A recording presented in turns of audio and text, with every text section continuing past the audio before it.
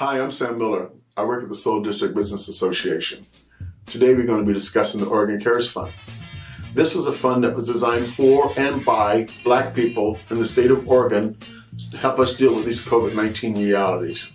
It is for businesses, individuals, and civic organizations. This is an unprecedented step toward parity and equity for people of color, Black people in the state of Oregon.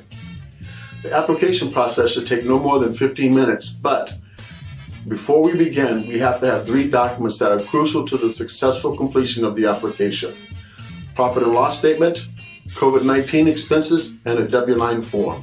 These are crucial, and once you complete them, you need to make sure that you save them to your computer or whatever device you're going to be using, because if it's not done, then when you upload the documents, it's going to send a blank document. That's just going to slow down the process even more. Once you've gotten to the website, then you apply now. Okay, once again, we talked about this earlier, but a crucial step in this process is the profit and loss reports. There's a profit and loss example and a template for you to use. The COVID-related expenses, again, there's a template and an example that you can use. And the IRS W-9 form, once again, there's a template and an example that you can use for that as well. The next part of the process is the eligibility requirements. Once you've read through that, just click Next. The next part of this process is who will be the primary contact for this application. If it's you, the owner, just click that. If it's someone else, just click that and then click Next. The next step is we need personal information on the owner or the CEO of the company. Once that's completed, click Next.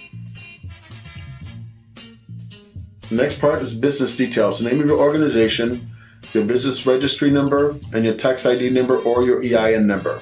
Once that's completed, click Next. Then we need the business address and the phone number.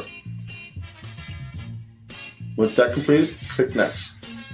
We need the current number of employees that you have in your organization will be the next step in the process.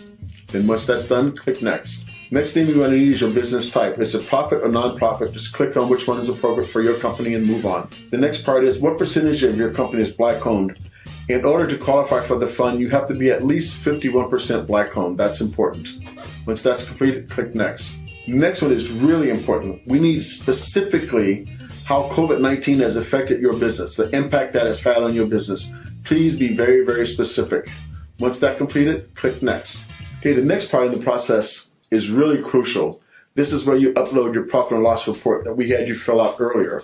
This would also be a great time for you to upload your IRS W-9 form. You can do both of those at this time.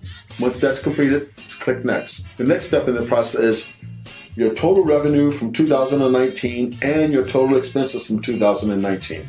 The next step in the process, pre-COVID-19 revenue that you earned for 2020 and pre-COVID expenses that you earned. Now these have to match. It is important that these match the documents. All the documents have to match. The next step is your most recent month's business, your total revenue from March to now, and your total expenses from March until now. This is important. It has to match also. The next part of the process, you have to upload your COVID-19 expenses from the document that we did earlier in this process. Okay, the next part of this process is really crucial because we're going to get into specifics of your COVID-19 expenses. So, amount that you spent on your personal protection equipment, that's gloves, mask, etc. And then the projected expenses for personal protection equipment for the balance of 2020. The next step is cleaning and disinfectant so far that you spent in 2020 and your projected expenses on the cleaning and disinfectant for the balance of the year. Then the additional staffing for COVID-19 social distancing requirements. Then your projected expenses for COVID-19 social distancing requirements for the balance of the year. Now your payroll and benefits that were not covered in your 2020 budget, and your projected payroll and benefits for the balance of 2020. Next is other COVID-19 expenses. Some examples of that could be childcare, housing situations are forced to be different because of COVID-19, and protective clothing.